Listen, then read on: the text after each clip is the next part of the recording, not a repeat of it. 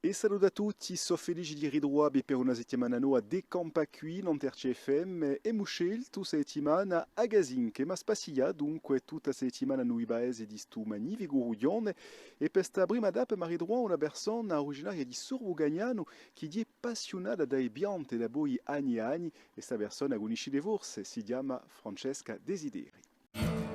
RCFM e Campa qui. A questo luogo qui è Ugarciolo. Ugarciolo è un paese che fa parte della comune di Sorbogagnano e Ugarciolo si trova in piaggia. E qui il luogo si chiama Suale, Suale perché i pastori a sera mettevano le giuste qui e suavano i terreni. E voilà, dopo qui, a questa casituccia qui era a casetta di un dove lo mettevo il soveno, i sostovigli, la sobaia per gli animali. Io quando sono nata nei giostre in piena macchia, era sempre a redo omoabo con gli animali e pecore, con i miei fratelli, donna, i fratelli erano pastori anch'elli. Abbiamo imparato tutte queste piante con elli, per curarsi, dove le piante per mangiare era piuttosto come mamma, ma per curare era piuttosto come omoabo, curavamo gli animali con le piante e poi anche pure per noi. Io ho una passione che di poi giocare, da giocare un abuelo e la regione erano quasi un bordo di mare, conosco tutte le piante di bordo di mare, come si dice, l'estate con la montagniera, o Sant'Angelo, o San Pedrone, e qua su io facevo la montagniera a piedi, con i becoli, con mio fratello, mio babbo, e per il strada trovavamo certe piante, e ci de urte curavamo qualche animale o chi si erano feriti, oppure noi, de urte c'era un pastore si era sborto un piede, noi abbiamo come si chiama, a Murza, a struminavamo qua a mano, così mettiamo una garza giunto qua su l'uomo merciava direttamente.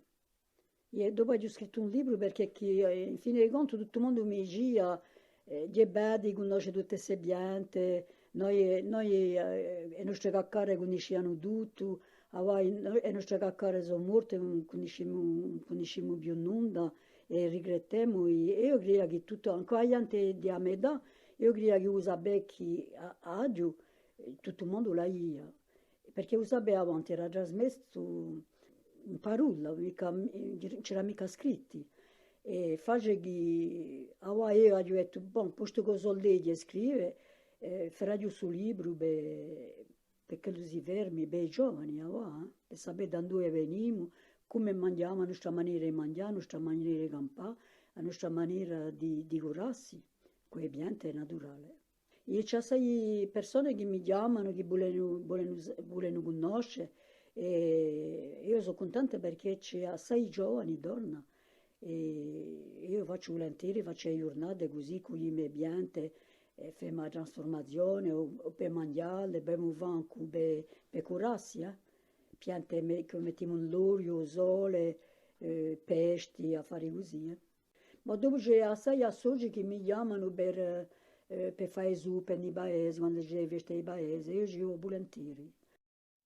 Di una spertera, e la faccio con il fugone, portiamo fugone, portiamo pagliola e faccio la zuppa con tutti i paesani, che vengono, mi aiutano a sbucciare i bombi, i cibolli e tutto, e di una spertera.